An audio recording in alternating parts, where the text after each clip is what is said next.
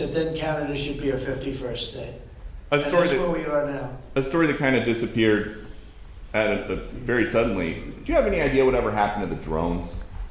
What happened to drones? Well, you had said that you knew you thought the government knew what was happening with these drones over New Jersey. There were some by Bedminster. I don't know. They're over Bedminster a lot. So What happened?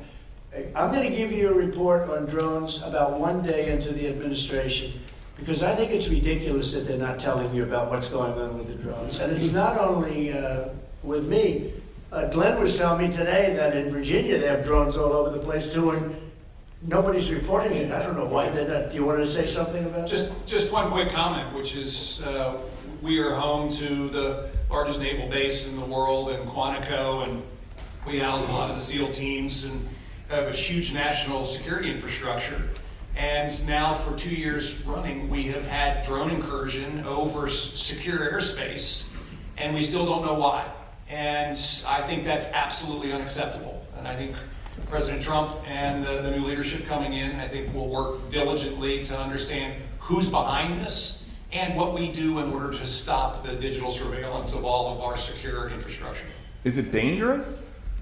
Well, I can tell you this. While we were dealing with a terrorist attack in New Orleans, we had drones being flown over our nuclear reactors in Louisiana.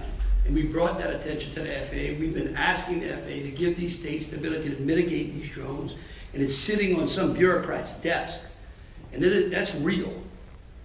Nobody knows. They don't want to talk about it.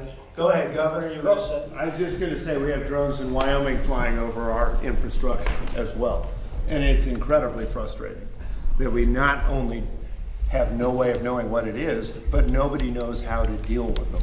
They don't want to talk about it, and nobody knows why. They don't want to talk about it. That could be us sending drones. I hope that's the case, us doing it and doing research, and maybe they don't want to talk about it from that standpoint.